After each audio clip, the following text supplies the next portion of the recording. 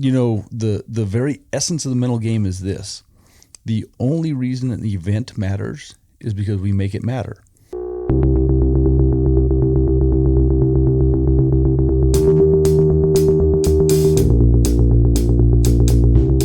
Welcome to the Mullins Farriery podcast, where I will sit down and converse with the superstars, the overachievers, the masters of our craft. Each episode will be a deep dive into their personal philosophies, their habits, the tools they use, and the secrets to not only their success, but overcoming failure as well. First, find somebody you can mimic, then find somebody you can stand, and then try to focus on one style until you master that style. So if you say I can't do something, well, you're absolutely right. But if you say you're going to, you're absolutely right with that too. People say that you shouldn't define yourself by your work. That is not true. You know what Dave Farley does when he's, lucky enough to be at the World Equestrian Games? I'm watching other people work. Yeah. I don't think we do that enough. This podcast is for all of you out there who share my passion for the job and the desire to always improve. These interviews will put you in touch with the inner workings of the role models we all want to emulate. So let's get to it. There's only so many hours in a day, and it's a matter of what you do with them. Welcome, everyone. One of the fantastic things about attending something like the AFA convention or summit is you can be chatting with somebody about farriery and not even realize that you were talking to a legend. And that is what happened when I met Dave Showen. Later on, after our conversation, I asked Chris Gregory if that was who I suspected it was, and he said yes. So later on, I approached Dave and asked him to do an interview. As you will hear, Dave is all about sharing knowledge, and he willfully shares many of his trade secrets in the processes and materials he uses in the tools that he is so well known for. He also talks about his journey in learning how to weld aluminum and make aluminum bar shoes. An entertaining man and a very unexpected surprise at the AFA convention. I hope you enjoy this conversation as much as I did. Sitting here today with David Showen, and it's an honor. When I started my apprenticeship, the gentleman I worked for used your hammer. And then I've been narrating Chris's textbook, and I got to that chapter where he talked about you and your endeavor into the aluminum shoes. It was an endeavor. Absolutely. And figuring them out. So then when I finally got to meet you at the booth today and put two and two together as to who you were, I'm very honored that you took the time to actually do this. Well, that's nice. That's good. Yeah. So how did you get your start and where? I'm basically a city kid, although I did have a horse or two out of high school, but I didn't know anything about them. So as time went on, then I'm out of the horses, this, that, and the other. But then I got my acreage and a couple horses, and we decided at the time that I guess they need their feet trimmed. That's how ignorant I was. And at that time in Lincoln, Nebraska, I had a farrier come out, and he trimmed my horses, and they could hardly walk back to the barn. Uh-oh.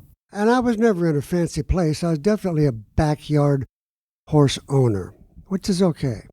And it took a while for them not to be very uncomfortable. They were very, very sore. And I thought, is this normal? That's how ignorant I was. Is this normal? And that thought wouldn't leave me. And finally, I talked to some other people, and they were like, no, it's not normal. The education started right there. Yeah. When I found that out. And I said to somebody, well, they said, who did you have come out and trim your horses? I won't mention his name. He was a nice guy. Just wasn't very talented at what he's doing. They said, you need to call this guy or this guy. So I just chose the name and I left a message. And this was way back, probably 79. I got out of school in 80, so it was back by that time. So I called, left a message, and finally he called me back. And he asked me questions. Where do you live? How far are you out? Are your horses good to work on? And I said, yes. So he come out on a Saturday morning, which normally he doesn't work a weekend, but he was so busy. Well, he came out, long story short, brought my horses to him. I just watched him, and this guy was different. He had an even, predictable movement, and he could handle his tools well.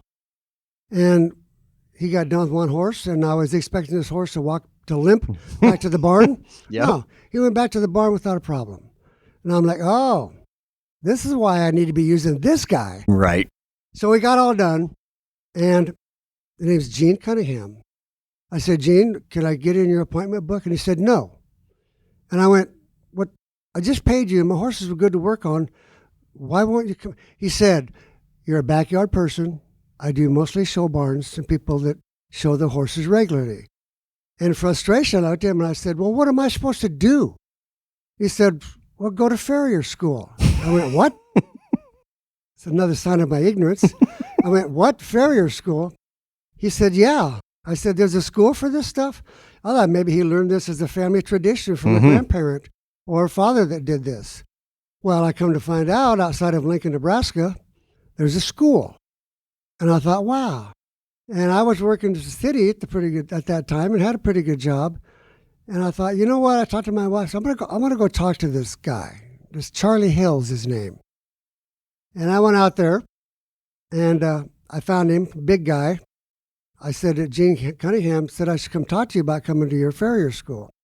I'm certainly rambling now, but this is how it went. No, don't But worry. anyway, Yeah. so a big guy, and I've always been a little guy. And I said, Mr. Hill, I said, I think I want to come to your school, but I'm not very big, and I don't know anything. And he said, you don't have to be that big. And he said, if you don't know anything, that means I don't have to break any of your bad habits. Yeah. I never forgot that. I spent the day watching and moving around, and I left, and I got to talking, and my wife and I decided, yeah, I'm going to take a leave of absence. Wow. It was a 3-month course. So I did. And I walked in nervous, intimidated, and didn't take long to figure out that wasn't necessary. The other students that were there were the same boat I was in. And Charlie was a big, gentle giant and a good educator. Okay. I think one of the first things we did was we built a coal fire. We put a piece of steel in it, and I made it move. I was in love. Yeah. To this day, I love metallurgy. It's just fascinating, and there's never any end to learning. And when it comes to metallurgy, whatever you're going to do or want to do, you got to pick a path. There's many avenues of different metallurgy. Mm-hmm. I don't want to get ahead of myself, but I'll just throw this out here. You can talk to knife makers, hammer makers, like I am, a hammer maker, and they'll argue which alloy is the best. Yep. 01, S7, H13, all these other numbers. And what I've come to recognize from talking to these guys, they figured out how to work that alloy. Right. I think there's some alloys better than others, but they figured it out. So that's what they say is the best. Mm-hmm. Yep. So anyway, so I went to school, and it was a 3-month class. And I got out in January. It was cold. And then we got into the anatomy and what have you. And it was hard for me. You know, I've never been real high on scholastics ability, but I've always been a physical first person with a lot of motivation in that area. But and then once again, I wasn't alone. Mm-hmm. I wasn't alone. And the instructor was patient enough to help us through these things. And there were days that I was enjoying it so much, I felt guilty. Like I should be something more. Yeah. I should be doing something that's not fun to make $1. No, Right. This is great. So from that time on, I literally fell in love with it. And I remember buying a box of nails. I took them home, and I got a little piece of wood, and I laid it on my lap, and I started driving nails in a piece of wood. To see truly what it was like before we got any live shoeing or anything. Mm-hmm. So that's just an example of how impressed I was with it and how much I was falling in love with the industry. Yeah, no kidding. So when you moved back, did you just step right into shoeing or? I went back to work for the city. Okay. Because it And, sounded like a bad time of year to start a Yeah, business. absolutely. I wasn't happy there anyway. I was very unhappy with my job. I've been there for like 8 years. Good benefits, retirement, all this stuff. So many reasons to stay there, but I was miserable. All the things Well, that keep you trapped. I stayed for about 3 weeks. Oh, I really? said, that's it. I don't care what it takes, but I'm out of here. I've seen the light. There's another world out there. Yeah. I got an inside job, and I think at a big laundry place or something. It was nice and warm and everything. And, I should say, but before I got out of school, there was a girl in that area back home. right before I got out, I noticed her name was Stephanie Schreiner, sweetheart, good horseshoer, and at Lincoln, Nebraska. And she came into the school, and I'd seen her talking to Charlie, you know, and then she walked over to me out of the crowd. I was like, you know, nice to meet you. And she goes, I just asked Charlie who would be good to take out here to be an apprentice. And he mentioned your name. And I was like, oh, wow, that must be cool, you know. Thank you. So anyway, I did end up apprenticing with her off and on for quite a while. Oh, cool. When the spring came and we got busy and everything, and then I did work with Gene Cunningham, the guy that came out that was a real professional. Okay. So I was lucky to be surrounded by a couple of talented farriers. And then I think that next winter, it was pretty tough. Nebraska can have some tough winters. Right. And I can't remember what it was, but I got another winter job. And I just told myself, whatever it takes, I'm going to get through this so I can be a full-time horseshoer. And I think it took about 2 years, about 2 seasons. It actually came around pretty quick. Mm-hmm. But luckily, I was in an environment in Lincoln, Nebraska, a lot of horses, in Lincoln and Omaha and what have you. So there was opportunity there to find some work if you could not make mistakes and get a bad reputation. Right. That's one thing I really wanted to avoid in the beginning was don't make so many mistakes that it's going to give you a bad name. That meant I needed guidance. 3 months of school was an introduction. Right. For some people, maybe a year is an introduction. And I do want to emphasize on this here, too, that back in the day, when everybody found out that a guy was going to go to shoeing school for 2 weeks, oh, the criticism. He's going to come out of there thinking he's a horseshoer, and he won't be. No, let's back up. I think it was a great opportunity. A guy that's got kids in the house, he's got a pretty good job. He wants to go to shoeing school to see what it's like for a couple of weeks. Yeah. Versus quitting his job or taking a leave of absence. So I wanted to bring that issue up. And to this day, I don't like it when somebody says, that school is just not long enough. Or now he thinks he's a horseshoer at 2 weeks. You don't know what he's thinking. Mm-hmm. So. He was just getting his feet wet. Mm-hmm. One of the conversations we had walking into here to do the interview was just all of these things that you've learned over the years that you'd like to impart on people just so that they can avoid those mistakes or situations. Yeah, younger generation. First, yeah. So what are some of those things that... Like we talked about before, is it okay to mention good friends? Yes, of course. Well, Chris Gregory and I, we grew up together in the early shoeing business. I mean, I've been shoeing for probably 12 years before I ran into Chris in Colorado. And I did move from Lincoln, Nebraska to Colorado, and then I met Chris, and we became very good friends. We competed together and taught together. And I just visited with Chris the other day down here at the convention, and I told him that I do want to come down and visit and this, that, and the other. And if you wouldn't mind, I wouldn't mind taking the opportunity to share some experiences I've had with your students. I think they could be beneficial in the future for them. And like we were talking walking in, I told you the story of a lady, financially very well-to-do, had a very nice barn. And I was doing a lot of horses in that barn. And one morning she came down and basically confronted me about how many horses I'm doing in her barn. And I said, yes, I'm doing a lot of horses. They weren't hers. It was the boarding stables. I said, yeah, I'm doing a lot of horses here in your barn, and I appreciate the fact that I can work in a nice barn like this. And then the conversation proceeded to carry on, and she says, I think it might be fair because this is our barn and you're making money in here. Maybe it's not a bad idea if you could give us $5 for each horse that you shoe here. And like I said before, I asked you to repeat it because that's just the way I am. I heard her clearly. I wanted to make sure she heard what she was saying. Yeah.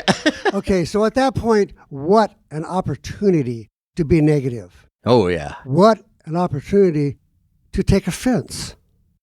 So this is what I said to her. I said, that may be just fine, but when you go back in there, would you get me the names and addresses for all these horses I'm shoeing in here?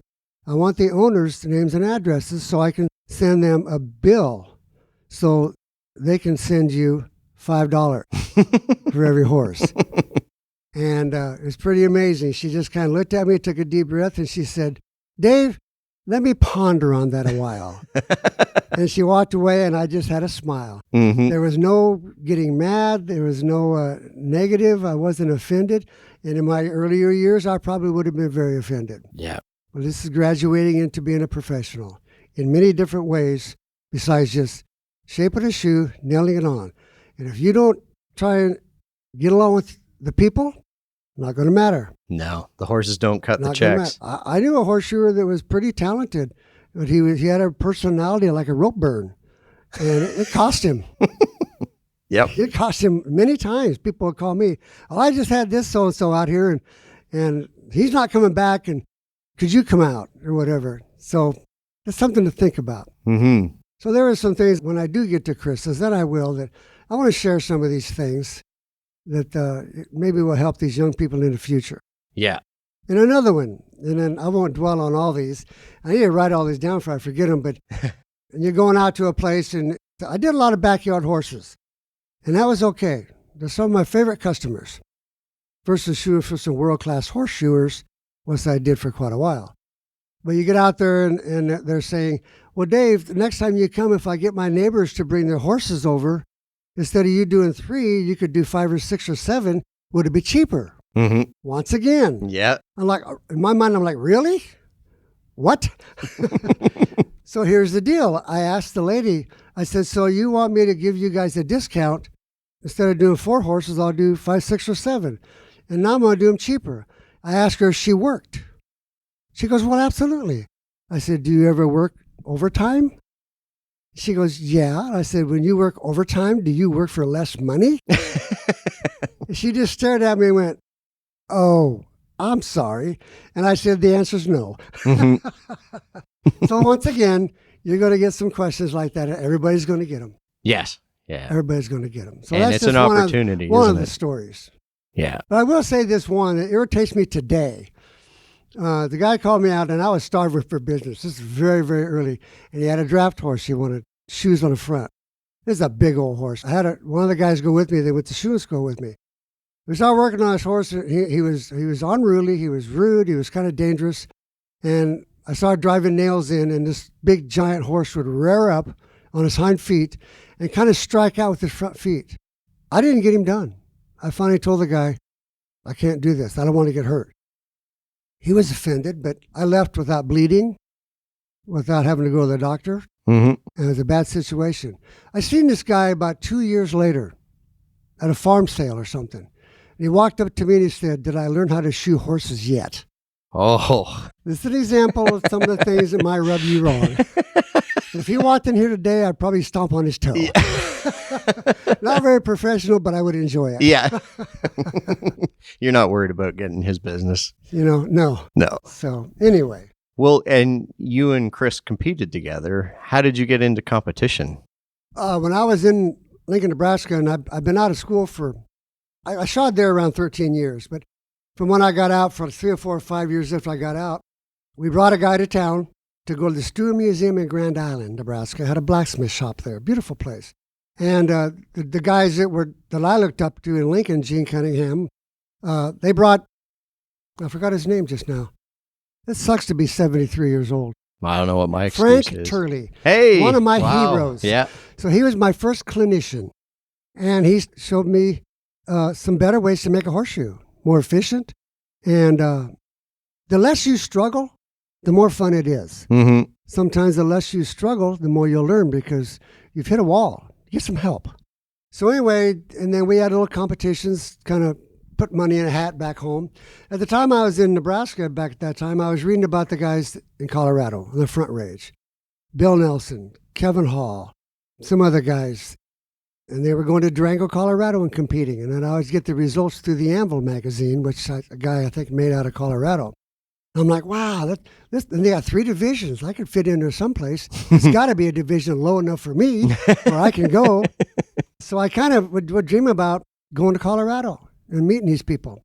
Well, a sad story here is that at that time, my wife and I, we were going to split up. Oh, okay. And that was an opportunity for me. We sold our acreage, blah, blah, blah. And it's like, well, I think I'm going to go to Colorado. So I went out there, and like I was saying, I knew one guy, and boy, was I an idiot. Talk about starving. But then as things went on, and I met Chris, and we were going to contests, and it was just so much fun. And Chris and I both started climbing the ladder at competing. And I had other people helping me out, and going to other clinics. Like I say, I fell in love with the industry. I fell in love with beating on a piece of metal. You could turn it into something and to make a use for it. So we started competing, and Chris and I was doing this, that, and the other. And at that time, Chris, he was better than I was, but I started catching up with him. Now, there's that competition talking. Yep. Not in a degree of competition. It's like, hey, I think I'm finally learning something here. My bar shoe looks almost as good as his does now.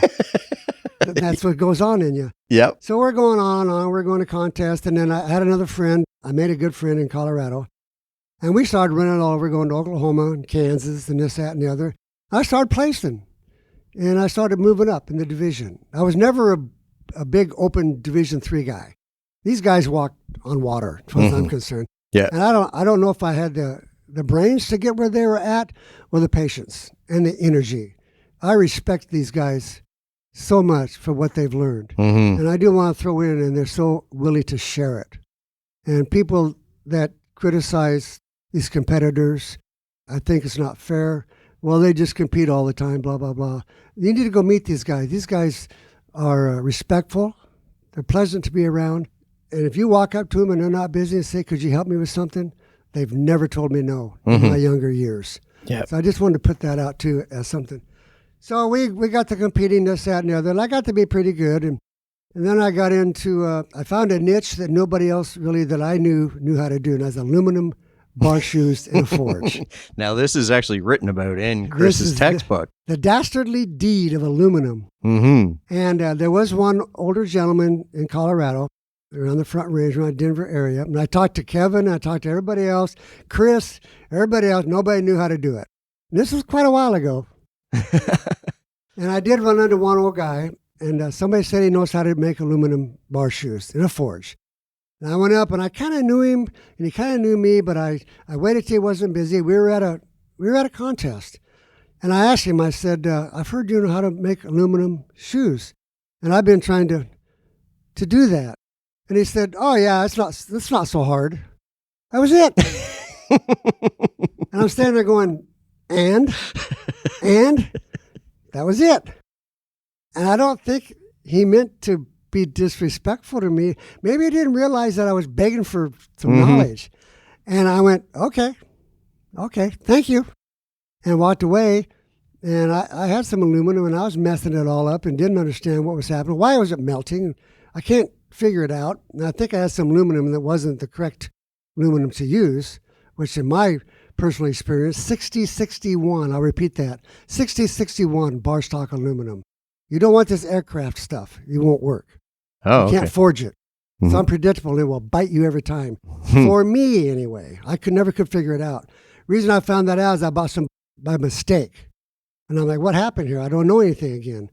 But anyway, so I finally, nobody could show me. Nobody knew really in my neighborhood around here. So I went to a big giant welding store, and I told them, I said, I'm trying to make bar shoes. I'm trying to weld aluminum. The guy went, what? I said, yeah, I'm trying to weld aluminum. He said, how? I said, I'm putting it into a forge. And he goes, you mean like a big gas forge? I said, yeah. He goes, well, just stop right there. You're not going to weld. I'm starting to learn something. He said, you're going to be brazing it. And you need a special flux, and you want to use a rod that will melt at a lower temperature than maybe your aluminum you're using. But if it's the same, it's okay as long as you read your time factor. So he sold me a jar of welding flux, and I got some rod, and I headed home. And you could tell I was suffering by walking into my shop and seeing all the pretty aluminum on the floor. Yep. I would dump it out of my forge. Well, and did you not, you built hinges on your forge, right? So that you could dump it out, or is this a true it so story? It was pretty easy to dump out, Oh, so okay. it wouldn't fall Yeah. to the floor. Yeah. Because like consistency, I was horrible. And I always tell my kids, it's what you don't know that hurts you. Hello? I didn't know when or what or why. So, and I discovered that you check your temperature with your handle. You can scrape it. If it kind of drags, it's not hot enough. Or you can grab your bar stock that's in the forge and kind of drag it in and out. If it's grabby, it's probably not hot enough. You could probably bend it, this, that, and the other. But so you want it, I discovered that you take your handle and you rub it up and down like we all do today. And you don't want it smoking, but if it leaves a nice black mark, you can probably do something. If you go too far, you're going to bring it out and hit it. It's just going to fall apart. And then, but now we come back to the brazing. so-called welding and brazing, that I started melding a lot in there. I was intimidated by the fire. Right. And I discovered later that, I would get everything ready. I would scarf my shoe, and I would take my welding rod, and I would make a U shape out of it. I'd flatten it so it wouldn't roll off of my shoe. Right. And then I would get a long pair of tongs, and I would angle it to where I could hold my shoe in the forge under the fire and not get burnt, but I could keep track of it. And your scarf needs to be very tight, very solid, and you flex all the way around like anything else. And then when it melted, it literally would just run inside of the joint. Fissures, yeah. So I'm learning something. It's like, oh, this is how it's done. And if I followed 1, 2, 3, 4, it'd work. You can't go 1, 4, 2, or 1. 1, 2, 3, 4. So I finally figured that out. And another thing that's very important, if anybody's listening, is when you do have your hammer sitting on your anvil, and when you pull it out, flip it over slowly, because it's already maybe a little bit runny. It's not going to run out. Not that it will run out, but flip it over. Bring it over, pick up your hammer, set your flat part of your hammer on the scarf, on the weld, drop your tongs on the floor, and just push down. If you strike it, you're going to blow all the flux out. Everything won't work. So the hammer and the anvil will steal your heat, and then you've got some material that's solid. And check your heat right then. Don't just, at that time you might take a brush and brush it off, but not when it's real hot. You don't want to brush any flux away or any other aluminum away. But then it's pretty amazing how you can continue on. Once you've got a good braze, you can continue on. So yeah, I figured it out, and all of a sudden, a guy's knocking on my door, and I had one guy come over and say, well, somebody said you know how to do it. And these guys are good in the forge. But at that time, we just weren't doing aluminum bar shoes at competitions, in our area anyway. And I forgot who it was. He's come by, and he's real good friends with a guy I showed 2 days ago how to do it. I said, well, I just showed what's him how to do it. He can show. He goes, no, please, I want you to show me. So that's how it all started. Yeah. By figuring that out, I was kind of getting a name out there. It was kind of fun. Mm-hmm. Not to fill an ego, but I always addressed myself as Skinny Kid from Nebraska. That was kind of my title in the Front Range of Colorado. I did make a real good living shoeing reining horses, and I shod for world-class trainers. And they did an article in me at the Futurity in Ohio when the Reining Horse Futurity was there. A nice article in their big magazine for the show. And a guy from California that raised reiners, he read it, and he told his horseshoer to get me out there.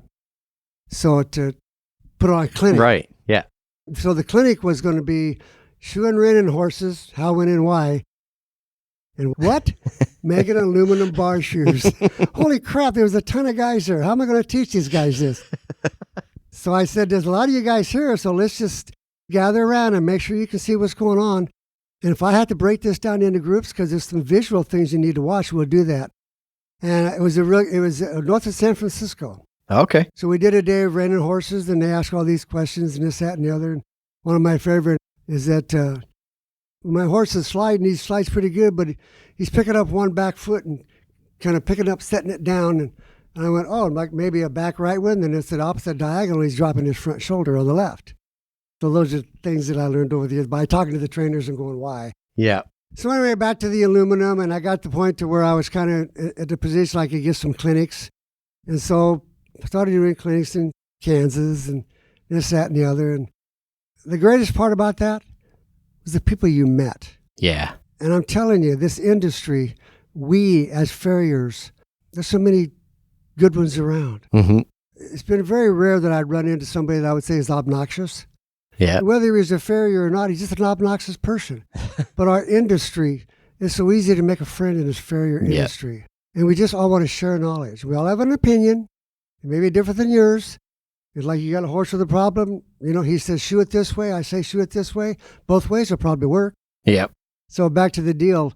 It was nice to know that I got to the point where I could do some clinics. It didn't boost my ego. It just went, this is fun. It's a lot of work, but it was just fun for the friends that I've made over the years. And regretfully, we've lost some. Mm-hmm. And it's just terrible. Yeah.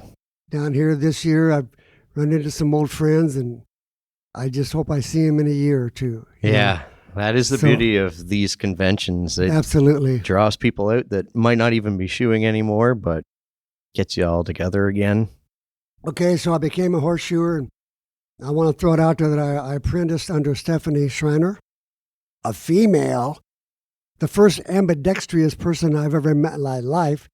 She would drive nails with one hand to the other just to show me, and I'd like, how do you do that? She goes, I've always been able to. Really? So that was the first one. But what I'm just saying, I was proud to be an apprentice under a female. No she was kidding. A good shoer. Good shoer. And that part about being ambidextrous, Frank Turley, I went to a couple more of his clinics, and we were talking about the young guys. And he said, it's a really good idea if you're right-handed, start eating with your left hand. That left hand, if you're right-handed, is building a shoe. Mm-hmm. That right hand is just swinging a hammer. Yeah, you want to hit it where it's supposed to. But anyway, so I just wanted to back up. I mentioned that fact. I worked with Stephanie, an ambidextrous girl. So I got out there, and then the excitement of competing and then going to Durango and watching Grant Moon and Trinka and Jim Poor. And I remember seeing Bodie playing in the dirt. This is a long time ago. And Jim was kind of getting into the tool making, and I kind of started doing a little bit.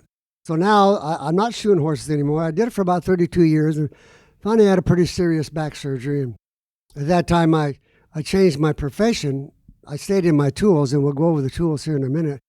What I did is I became a certified pipe welder. Really? Yeah. What's that? What is that? Oh, it's I know. metal. Yeah. It's steel, and you get it hot and you bond it. There's my love. Whether it's coming out of a forge or whatever, metallurgy and metal, just doing something with something to make it pliable and create something out of it. I'm still doing my tools today. I'll back up here. I wasn't real satisfied with some of our tools that were available at that time, and that's been quite a while ago. I wanted a lighter hammer. I'm not a big guy. I'm happy with a light hammer. And I come across a few light hammers. I don't want to mention any brand names. They were light, but the faces on them were very, very small, not much in diameter. If you want to cover a piece of metal, you really had to move that hammer all over the place, just leveling a shoe. And I'm like, well, this is not right. So then I go back and go get a 2-pound hammer, and it's like, well, I love the face, but it's too heavy. And so being naive and had a little bit of energy, I went and got some bar stock, and I started trying to make a hammer. And boy, you want to be humble.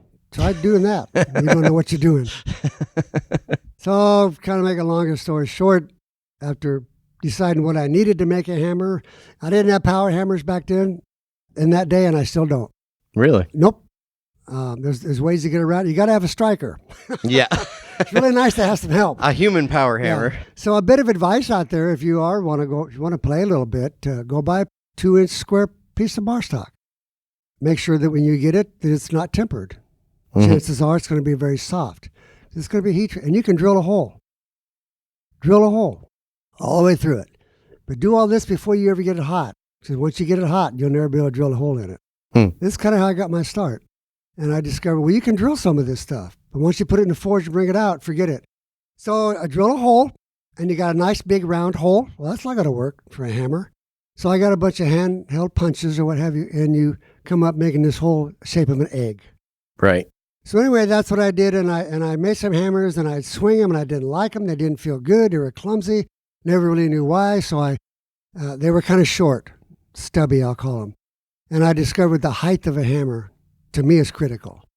I don't want it too tall, don't want it too short. So I finally came up with a hammer that swung good. It just felt pretty good. This is pretty cool. Oh, the one before that, I tempered it and cracked it to start over. A grown man crying. So I loaned this hammer to a friend of mine the next day.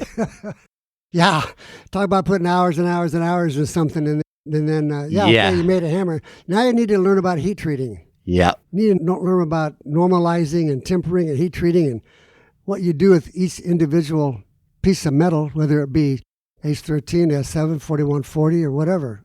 01 oil, tempering. So I made another one, and I was thinking all the time, and I never forgot back in the day, my shoeing instructor, Charlie Hill, always said, keep your eyes open. You're going to work for a lot of different kind of people. Not to be negative here, but some smart, some not so smart, some talented, some not so talented. And he said, you can learn from some of these people. And I met some people that started a business out of nothing. And I'm thinking, well, maybe I could do that someday. What's it take? This, that, and the other. And so I started watching going like, yeah, in the future, I don't think I can shoot these horses forever. I need to do something to make me some money, but it's got to be right there. It's got to be in the industry. Mm-hmm. And so that's what kind of got me started. Charlie Hill back in the day say, pay attention. If I wouldn't have, maybe wouldn't have had the opportunity to ask these questions, I want to answer from some of the customers who were kind enough to tell me how they got their business going and what have you. Mm-hmm. So anyway, I loaned this hammer. I was happy with it. I was very happy with it. Loaned it to a very good friend of mine, and he said he'd bring it back tomorrow. I didn't see him. And I called him. I said, hey, buddy, hey, pal, very good friend. You didn't make it over. I need my hammer. Oh, I'm sorry. I worked late. I'll bring it by tomorrow. Well, getting late in the afternoon, I run him down. He said, Dave, I don't want to give that. He wasn't trying to steal it, but he just said, this is really nice. You need to do something with this. I said, well, I've been thinking about putting it on the market, but hello, I don't know how. Right. Where do I go? Who do I talk to? Well, you didn't just Google that? No, back then there was no Google. I'm just kidding. Back then we barely had electricity in the house. It's a joke. But anyway, so I went to talk to a few people, and one person we probably all know. I took my hammer into his establishment, and boy, I was proud. My sale was full of air. Everything was great. And I said, I think I'm going to try and put this on the market. You got any advice? Talk about being Mr. Negative. At the time, he did sell some things. Yeah. Oh, Dave, I don't know, no guarantee, and all this. And anyway, I left and I walked out. I was staring at my boots. All the windows out of my sale. By the time I got back in my truck, I was like, no, you're not going to do this to me. So I went and talked to somebody else. And I'll just share some little bit of knowledge here for people that don't have any clue. I found out that once you got a product, a hammer, a screwdriver, whatever, I took it to somebody that does a blueprint. They measure it, they take pictures, they do this, that, and the other, and they give me a blueprint of my hammer. Huh. All the different angles, the size of the hole, if it had an hour waste in a hole, everything in great detail. Great detail. The edges of the face, the waist on it. And so I was like, wow, cool. It was very affordable. Nice guy, very educated man. This is what he does for a living. Big structural, little structural. I took that to a mold maker, a pattern maker. My first hammers are sand cast molds, the least expensive way to make a mold.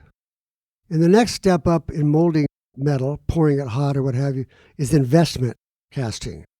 And I should have done my first two hammers in investment casting in the beginning.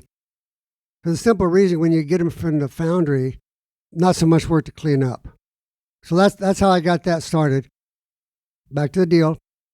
Got a blueprint, had a guy make me a mold, and I took the mold to a foundry. Some foundries only do investment casting and on-ups. Some foundries are all drop forged. When you start doing drop forge, making dies, you get into quite a bit of money. But I started this out with no extra money whatsoever, so I opted to go with the sand cast molds. And I'm still using them today on my two rounding hammers. My cross-peen hammer is an investment cast mold. And I can get these hammers into my shop, and the cross-peen hammer that comes in from an investment mold is just so much easier to clean up versus the other. Pardon my ignorance, but what would be the differences between those three processes? You got your cheap sand cast mold. They've been doing those for a long time. And they've upgraded that to investment cast. For example, if you go to the hardware store, pick up some hammers, and you're going to see a bit of a line on each side. Well, that tells me that's a sand cast. And they just don't clean them up, but they clean them up enough to sell them. And what blows my mind is you can go to Menards and buy a nice hammer for $5. I wish I can't get my hammers into my shop for Yeah. I mean, I'm telling you. Yeah, the raw materials alone. Everybody's like, why are these so expensive? I said, go talk to the foundry guys. They're charging me too much. Yeah. But so anyway, then that's one way to identify a sand cast mold. Okay, another example would be a lot of gun parts are investment cast because when they're done, they're pretty forward clean. Not much grinding and shaping on them. Oh, okay. And I don't understand the whole process, but I've got my hammers are one state, my cross-peen hammer's in another state. So you get to that point to where you find, and then you hope they can give you a product that you can sell, and you're at their mercy. Right. Remember this. And Jim Poy and I, we swapped stories, and they're not happy stories. So. Oh, and the drop forged. Yeah, on the drop forged, you got a big hammer, and somebody's pulling this piece of metal out of a furnace. It's white hot, really, really hot. And they put it in this die, and they push a button, and it goes bang, and it pounds your shape. Oh, okay. So not only you got somebody having to do all this physical work, the simple fact that you're using one of their $30,000 hammers, whatever. Right. But they'll pound it on a pattern, and you got a pattern top and bottom. Okay. And they'll pound it out, get real close, and then they'll throw it in a pile and grab the next one. And none of mine are drop forged. Okay. You can debate which is the most quality, sand cast, investment cast, or drop forged. And a couple of guys that I know well that make hammers, you want quality material to start with, whatever that may be, but the quality is in the finish. Mm-hmm. I can take a drop forged, sand cast, investment cast, and when you go to finish it and do your tempering process, doesn't matter what it is. If it's not right, it's not going to work. Mm-hmm. It's going to chip, it's going to crack, whatever. It doesn't matter if it's drop forged or whatever. So you could take a sand cast mold and do the proper heat treating, and it'll be okay. Right. So you don't have to have drop forging. Well, for your heat treating and stuff, did you learn that just through trial and error? Yeah. Or? Yeah. Oh, okay. On some of it I did. Some of it I don't do myself.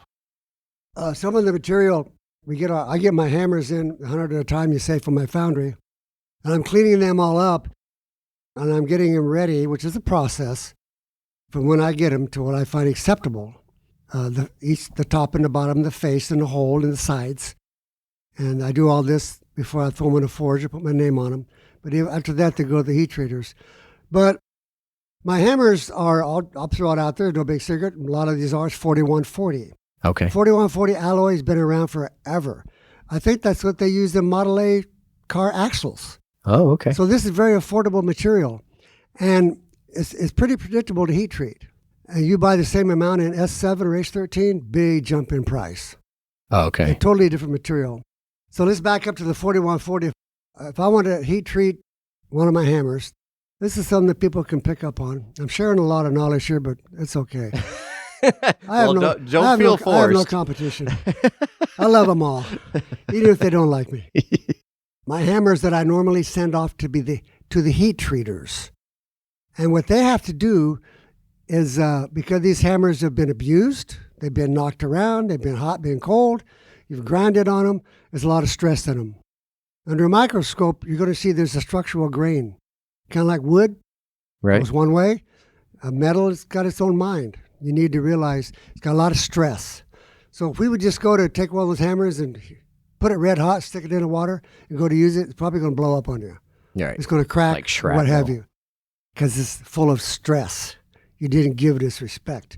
So what they'll do is they'll put it in a forge. They'll put it in a big furnace. And if you're going to normalize, this is important. If you're going to normalize, bring your material up to about 1700 degrees. Now, the way to check that, if you're in your shop, you got a piece of metal in your forge, like a gas forge, you get a magnet with an extension on it, and you can reach in there and touch that piece of steel, and if it grabs to the magnet, it's not hot enough to do the normal ling process. Right. As soon as it doesn't stick to the magnet, you're ready to do what your next step is.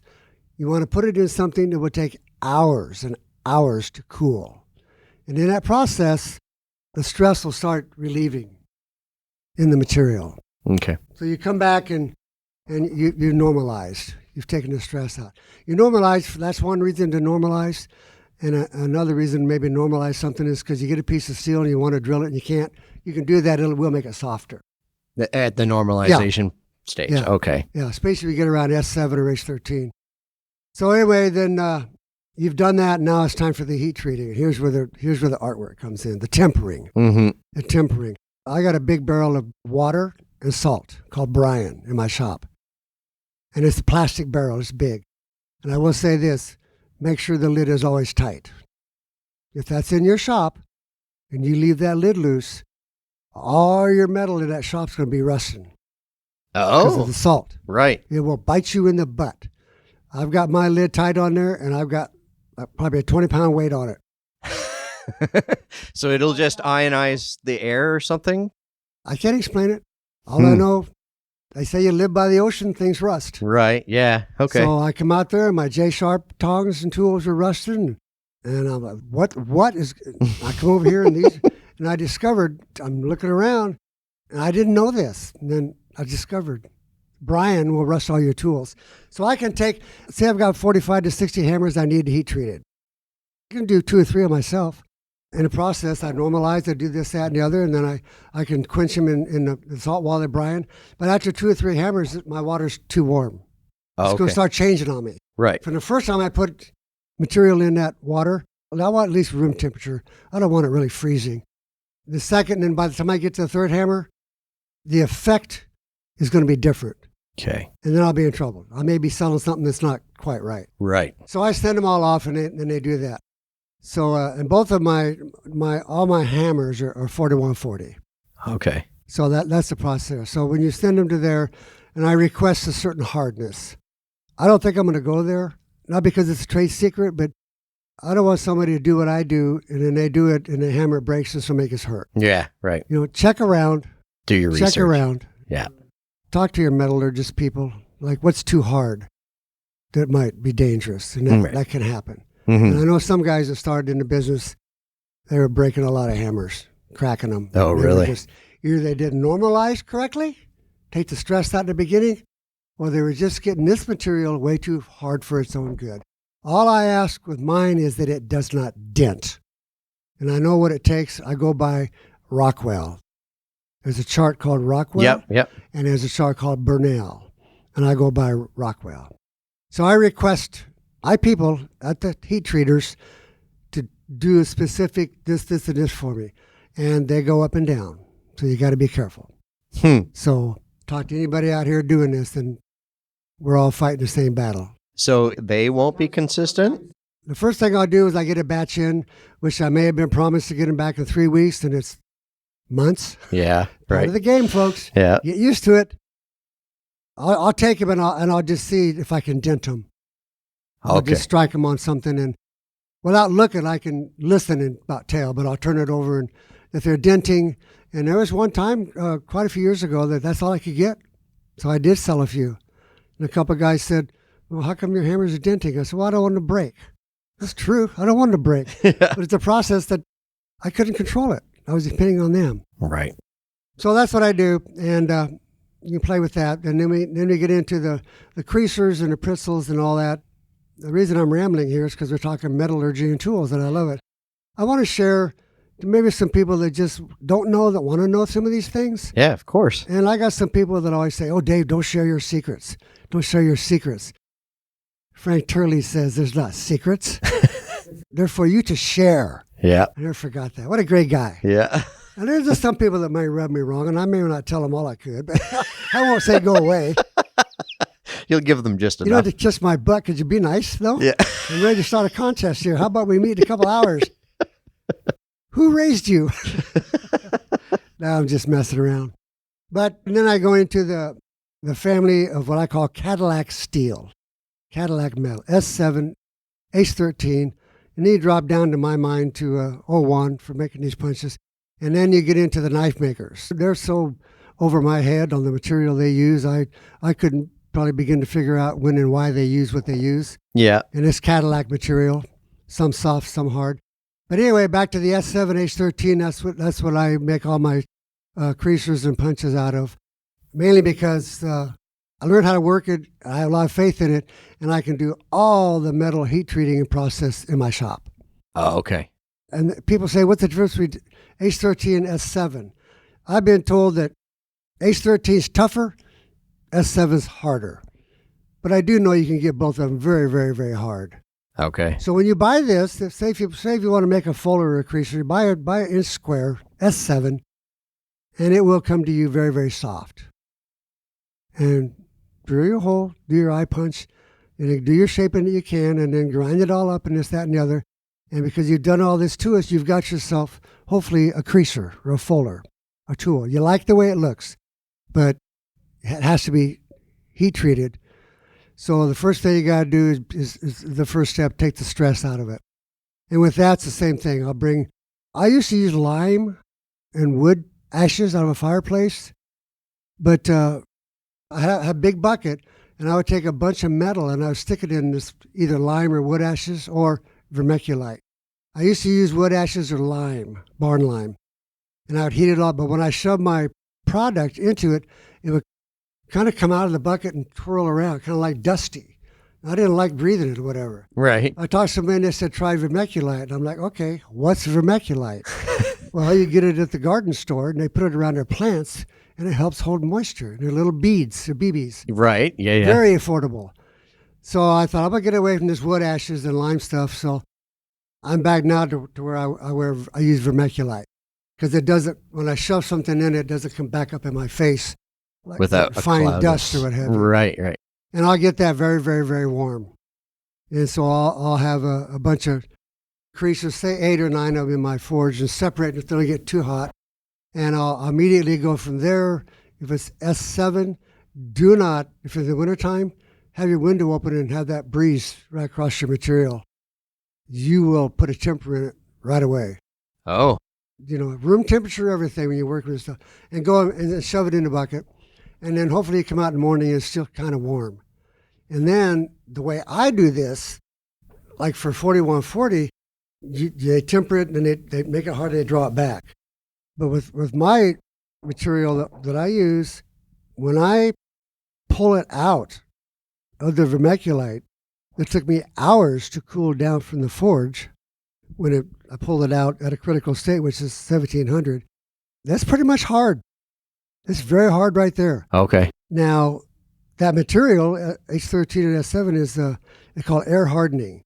You can just take it out and just set it on your anvil or just set it on a table, and it will become very hard, but actually it gets too hard. So I have found that with mine, my pretzels and everything, I don't do anything to make it harder. What I might do is I'll take a draft horseshoe and maybe just kind of get it pretty hot and run it down a crease, and then because I've creased one side, it's already got a crease in it, I'll just kind of get some warmth into it, and I'll just dip it in hoof packing that we dip our pretzels and stuff in. Okay. The heat treating on S7, H13, that stuff, just find your own way on that. But it works good for me. It's already pretty darn hard. And I do know that you can take that stuff, put a piece in the forge, and take it out, set it down, come back tomorrow and try to drill it. You won't. You're not yet. You won't. It's like magic. So what you were talking about running it through the shoe, is that where I've heard the term work hardening? I don't do it to work harden, but things will work harden. Okay. I beat on race plates and cracked them because I beat on too long to try to get them flat, crystallized them. But I've never had that problem. Just for my own satisfaction, I kind of just run it through, and I know it's very, very hot. And my idea of throwing a temper into it is I'll just dip it in that hoof packing or something. And that's it. Okay. I've never had any trouble. Cool. These are trade secrets that I'm willing to share with some young people that want to play around. And Well, thank you. I remember when I wanted to learn something or know something, and I to this day remember who was naughty and who was nice to me. Whatever that means. So here I am today, shot for 32 years, blew my back out. When I had to shoot horses every day, I'd cuss it. And then when I couldn't do it anymore, it broke my heart. But luckily, I'm still in the industry, still see my friends, and I'm doing my tools. It gives me a chance to make enough money to pay the light bill and run into my old friends and see new ones. Yeah. Like you today. That's amazing. Yeah. And I didn't realize that you were still continuing on with that. Like I knew your hammers, but you meet some people where that aspect of the business they've given to somebody else or sold to somebody else. And I did have somebody approach me about a year ago. And there is somebody that's across the ocean that he's asked a few times if I'd be willing to let him take over production when I'm ready. And I told him the first time he called, I said, well, I think it'd be better if you just make me an offer. I'm not going to try to do business over across the ocean someplace. Yeah. I did have somebody a year ago that somebody I know quite well, and they asked me if I were to sell out, do I have any idea what it would take? Yeah. And I visited with some other friends about these things, Jim Keith and some others. And they're such great people. And I said they didn't have to tell me anything. Right. They were kind enough to think about this or that. Mm-hmm. But I did tell that person, I said, you're asking me this. And I said, I'll tell you this now, that I haven't gone through that door yet, but I see it. It's over there. And I got between now and I get to that door, what I want to do. Yeah. But I will say that I got a bit of a plan already. Okay. So we'll see how it works out. Your exit strategy. So Yeah. Yeah. Before we get to the Stratum Tictorium, a word from our sponsor. Victory is imminent today. I once heard an old recording that said, "Victory is imminent today." Some might assume this means that victory is about to occur. However, the word used here was not imminent, but the less common word, eminent, which means famous and respected within a particular sphere or profession. In 1929, the Victory Racing Plate Company pioneered the aluminum racing plate as we know it today. And over 90 years later, they continue to develop work-saving products for the farrier while enhancing performance for the equine athlete. Victory is imminent today. This portion of the podcast is called the Stratum Tictorium. These are the short answer, surface stuff questions, but it's okay if the guest wants to go deeper. Enjoy. Favorite book? My favorite book, Bible, Yep. You're the second person to say that today. John 3:16. Really? Yeah. Give me a break, brother. And it's still hard for me to read. And I can't spell, so I'm in trouble. So it's okay. It's funny how you find out different things through these questions about everybody. It's interesting. Favorite brand of nails when you were shoeing? When I was into it heavy, were Capewell and Cooper 5 lights. Okay. What shoe sizes did you generally have to stock the most of? Aughts and ones. Okay. Yep. Favorite make of rasp? I go back and forth between Save Edge and Boletta. Okay. Those are basically all I ever used. Really? They're a product, and sometimes some would last longer than others, but And as somebody who makes tools, you would kind of get that aspect of it, right? Did you have a dream farrier rig? no. All I ever wanted, that it was convenient, and I had my drill presses, my grinders, my forges, and I was always able to carry 2 propane bottles, and had it set up to I could work all the way around the box. Mm-hmm. So no, there was no dream. I made it work, and each time, because I did it for a long time, each truck that I got into, whatever I put on the back of it, I improved here and there. Yeah. Yeah, you always find new ways to kind of improve it. Mm-hmm. Yep. Favorite rounding hammer? I'll tell you what, for a long time, I really liked, I think it's Mr. Jones, that little NC rounding hammer. Okay. Very, very little, very light, but I always enjoyed it. Yeah. I always enjoyed it. And then you started making the one you wanted. Like I say, it had a small face and this, that, and the other. Yeah. My favorite hammer is anything that's close to what I use. Yeah. I don't like heavy, and I like a decent sized face on it. Right. So whether it be a light Jim Poor, Mr. Bloom, or anybody, I would like it. But right now, ever since I came up with this hammer, it's my favorite hammer. And I will say that I like my 1.5. It's the lightest one of my hammers. I just like a lighter hammer. Okay. And if I need to move some more steel, put it back in the fire. Right. Yep. What was your favorite type of bar stock to work with? 5/16 by 3/4 hot roll. Okay. I didn't use very much cold roll. Just it was a little more money, and it was just harder to work, and it wasn't necessary. Yeah. But 5/16 by 3/4, that was 90% of whatever I used. Okay. Making shoes. Yeah. And did you make a lot day to day, or did you carry kegs? I put on a lot of handmade shoes, but I never did want to charge a customer because I made, i.e. handmade shoes, or take the time. It's not professional. It's not polite. But I would hang a lot in my truck. Okay. And I quit shaping cake shoes cold, probably maybe 5th year of shoeing. At that time, there wasn't the availability of these shoes coming so close to fit a horse now. Mm-hmm. But I put on quite a few handmaids. because I love to beat on the yard, I'd make him and I'd hang him in my truck. Okay. And I'd go, hey, I think this fits pretty close to what I got hanging into it. And I'd put it on and I wouldn't even tell the person. No, Yeah. I just did it because I liked it. Yeah. Filled your passion. So what was your favorite type of keg shoe? At that time, I was using a lot of diamonds and then diamond specials. And then I never seen a Kirkar shoe until I got to Colorado. I had like 12 years in Nebraska and moved out there. And I think I rented a Loot or whatever they were. And it's like, wow, what are these? So I grew up putting on diamond shoes. Okay. Diamond specials. I just met Lute today. So for people who don't know, he basically started Delta, right? The Delta Shoe Company and nails. Favorite pastime after work? Going to my shop. Yeah. If I've completed an order or two of hammers, and I'm in my shop every day. Yeah. I don't care what it is. I'll make a dragon. I'll make a snake out of a rasp. I haven't shot horses for a long time, and I got a hell of a rack right above my anvil. I'll probably give them to Russ Wiegers to put them on. I love making horseshoes. Yeah. It's still, and I hope someday I can learn to do a decent heel on a shoe. But that's my pastime. Yeah. And I got motorcycles and I raced competitively years and years ago. I was sponsored. Oh, wow. Cool. For quite a while and stuff. So right now, that was a long time ago, but being in my shop, Okay. that's my favorite thing to do. What's the next thing on your bucket list? I had the opportunity to meet Edward Martin, and I see Grant Moon and these other guys.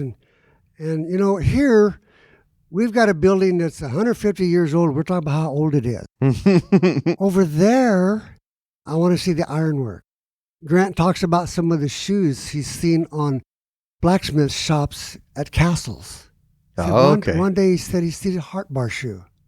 Now, forgive me if I'm wrong, but he said, but though I like to see these things. Right. I want to see over there, Edward Martin's part of the country, the old blacksmith shops, and the way it was and the way it is compared to here. Yeah. Yep. For sure. I would like to make that trip myself. Did you have an ideal number of horses to shoe all around in one day? I was a little guy.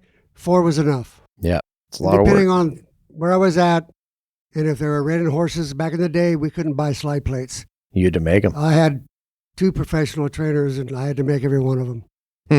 Every one of them. Thank Anvil brand for finally coming out with a slide plate that I could, with no holes, that I could beat around and make it work for me and put my own holes in it. Right. Favorite anvil? When I got out of school, the anvil I worked on in school, I bought one when I got out and I regretted it. I don't want to say what it was. Had a very, very narrow face, and the horn was not right for a horseshoer. Mm-hmm. And then one of my favorite hammers was made by Mr. Marino, the 125-pound journeyman. I love that thing. Well, as time went on, I decided to get a lighter anvil, so I believe it's the Future 3. Okay. And I love that thing. And I worked on that in Colorado a long, long, long time, and I still have it. I got like 5 in my shop. And interesting story if you got a minute about anvils. Yeah, of course, yeah. I got a John Marino, like a 265-pounder. I've had it for years and years and years. That's in my shop. And I finally got this anvil bought from this old guy. I've been trying for 6 years. And I got it like 2 years ago. It's a Peter Wright, and it's just short of 400 pounds. Beautiful condition. I've rebuilt a lot of anvils. This one didn't need anything. Just cleaned it up. Really? Yeah. I set it up in my shop and shoved my John Marino 265-pound to the side. And I'm making tools on this thing, and I can't get comfortable. I went and measured it and said, I got the same height as my other one in the face. And after a couple of days, a week, I went, I'm going to push it out of the way and drag back my other one. I dragged back my John Marino 265-pound anvil. It's like I was back home. Really? Maybe it was the surface being harder one than the other. Right. But yeah, who would have guessed? I still think about it sometimes. It's like, am I imagining this? No. Well, you would know, Interesting. right? Yeah. Yeah. No kidding. Which one do you think was harder? A John Marino. Yeah. I think the recoil was better. Now I'd have to work as hard. Right. Do you have a favorite inspirational quote? Oh, yes. Zig Ziglar is my hero. Yeah. Once a task has begun, leave it not till it's done. Be it matter great or small, do it well or not at all. Strike while the iron's hot. And this is a quote from one of my older heroes. You can't kiss a lassie leaning away from you. It's hard to climb a fence leaning towards you. And it's hard to mention your name in a sentence without bragging. Edward Martin. That's great. There's a few more, but I won't bore you with all those. If anybody gets a chance, buy a book by Zig Ziglar. It's called See You at the Top. Okay. The gentleman's passed away now, but a good Christian man has started out with nothing. Enough said, but you do yourself a favor. Okay. If you were ever stumped on a case or needed backup, who would you call? Depends on what it was in my farrier career, what stage of the game I was in. Right. Back home at Gene Cunningham, Mm-hmm. Stephanie Schreiner, Charlie Hill, the instructor. From way back then till when I was in Colorado, say one of them was Dodge Stone. Okay. The guy had no desire to really make any horseshoes. He made a living doing high-dollar hunter jumpers. And the guy's a genius on trimming Yep. and what to put on the foot. Just like Dave Farley, Gotcha. master. We had Dave, one of my first clinics, he came out, Dave Farley, with a slideshow and stuff. It was the first time that I walked away from the clinic, I was going to go throw my tools in a creek. What am I doing out here? Yep. Did you have a favorite shoe or package for a mystery lameness? Oh, just a bar shoe, depending on what the problem was. If it was severe laminitis or something, I never played doctor. I did a lot of laminitic horses, and I can't say I enjoyed working on any of them, but I sure learned Yeah. how to be a hero one day and a goat the next. And you never knew I just which. love a basic bar shoe, the principle of them, and then we got into the heart bar thing, put many of them on, and thanks to Bernie Chapman, and I never had a chance to meet the gentleman, and when you're putting on heart bar shoes, don't forget about the circumflex artery of the sole. Yeah. Pay attention to where it is, Yep. and you'll find out what I mean. You can have too much pressure, I think, is where you're getting there. Favorite method of soothing aches and pains? Slow down. In Northern Colorado, I put a jacuzzi bathtub in my bathroom, and that's my back troubles are starting to come on. Oh, okay. Yeah. But, think about what you're doing, why you hurting today, and I got cortisone shots in my right thumb, and it's like what's going on, and I just I changed to where I put my thumb on a knife and a hammer. I was stressing it. Okay. I changed a few things. Change how you your back position when you're under a horse. Change it. Mm-hmm. Yeah. Think about it.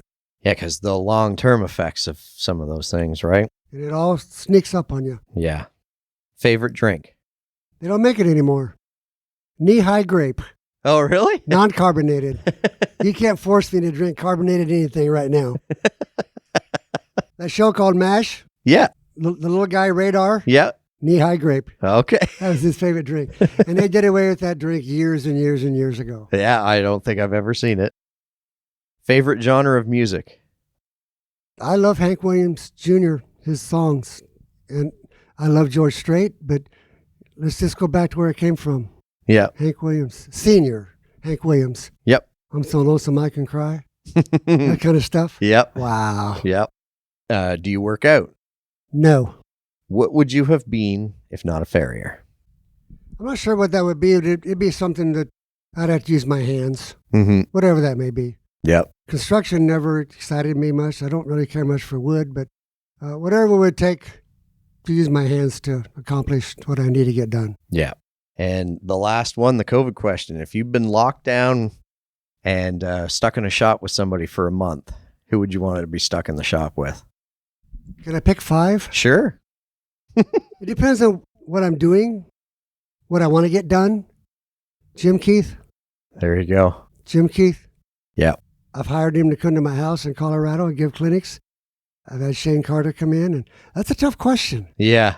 But Jim is such an unique human being. I love that guy. No kidding. I haven't met anybody who doesn't. Well, that's it. Thank you very much. I hope I didn't stump you on anything or Sorry to be a motor mouth. not at all. Kid that I kind of grew up with, and he went to shoeing school, this, that, and the other, and he posted something 2 years ago, and we're real good friends, and he said, that doggone Dave Showen, he turned a job into a passion. Yeah, lots of people don't get that, but man, when you're fortunate enough to find Yeah, it's not work anymore. Well, thank you very much, sir. This has been amazing. My pleasure, buddy.